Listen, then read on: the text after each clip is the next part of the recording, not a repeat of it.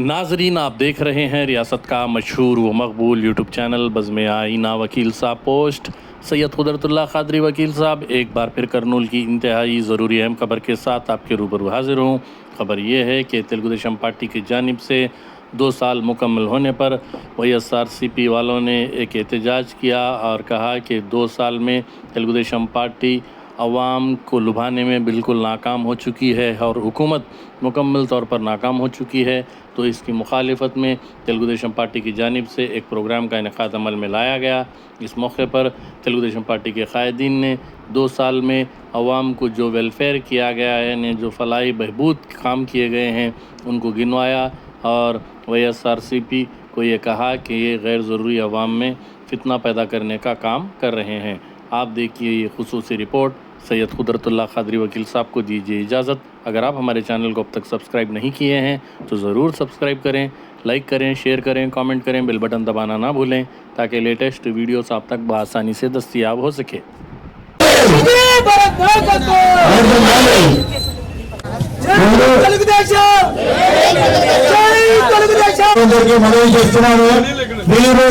వాస్తవాలు తెలుసుకోండి, మనము ఉన్నారు, సంతోషంగా ఉన్నారు, ఆలోచించండి. ముఖ్యంగా చెప్పేది ఏమంటే మాత్రమే ఉంది. మీరు ఎన్ని కుట్రలు ఈరోజు గత 2 ఏళ్లలో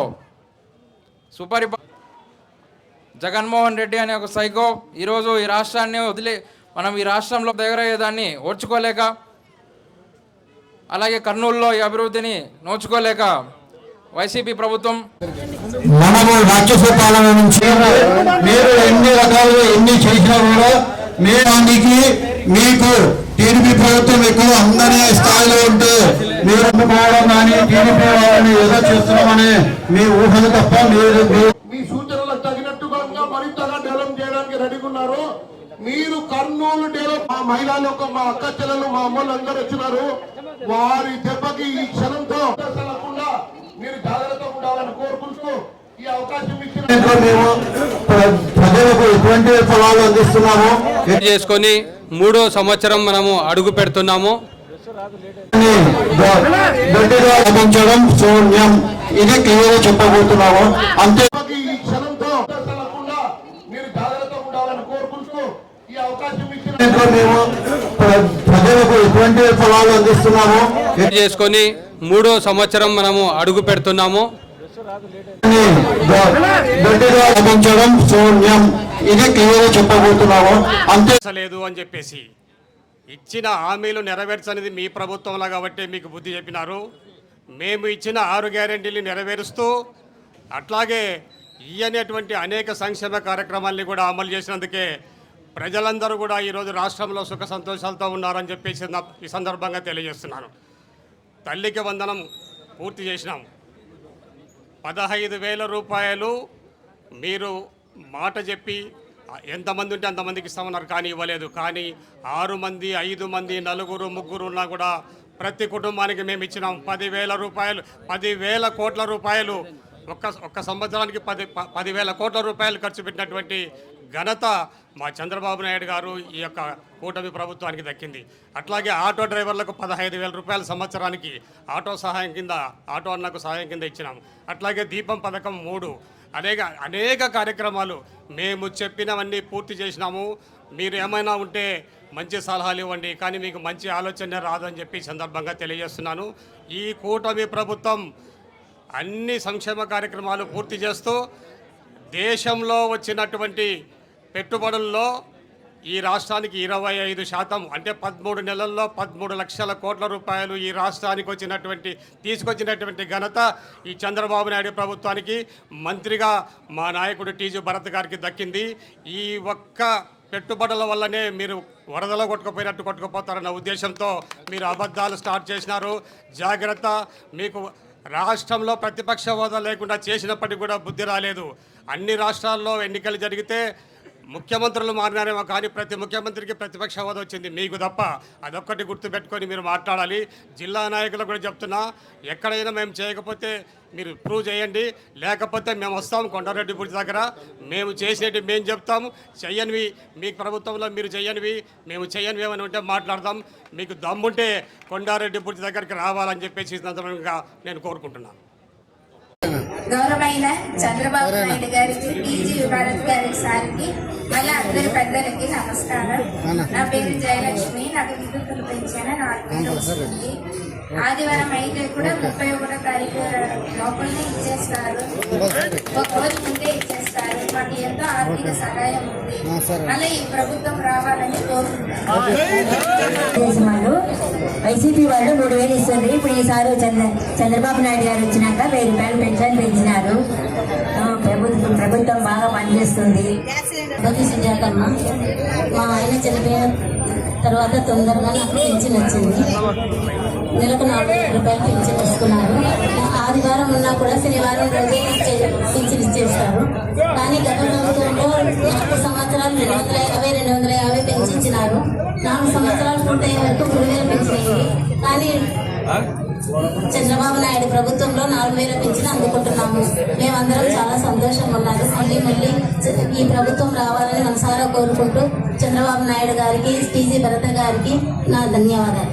మా 2 ఏళ్ల పాలన బాగలేదంటే ఈ 2 ఏళ్ల పాలన ఎలా ఉందో చూడండి ఒకసారి. చంద్రబాబుని బుద్ధ చల్లడం, చంద్రబాబుని ఏమి తిట్టడం, లోకేష్ బాబు తిట్టడం తప్ప ఈ దరిద్రుడికి ఏమి చేత కాదు. ఈ 5 సంవత్సరాల్లో ఏం ఛాలెంజ్ చేస్తున్నాను ఇవాళ. ఏ ఒక్క పని మంచి పని చేసావు చెప్పు చెప్తున్నా. ఏ ఒక్క ప్రాక్టీస్ తెచ్చావు? ఏ ఒక్క మందికి ఇవాళ రాష్ట్రానికి ఎన్ని పరిశ్రమ తెచ్చావు? ఈరోజు ఆంధ్ర రాష్ట్రంలో ఎన్ని పరిశ్రమలు వస్తున్నాయో తెలుసా నీకు? జగన్మోహన్ రెడ్డి నీకు నిద్ర పట్టడం లేదు, హార్ట్ అటాక్ వచ్చే పరిస్థితి కనొస్తా ఉంది. ఈ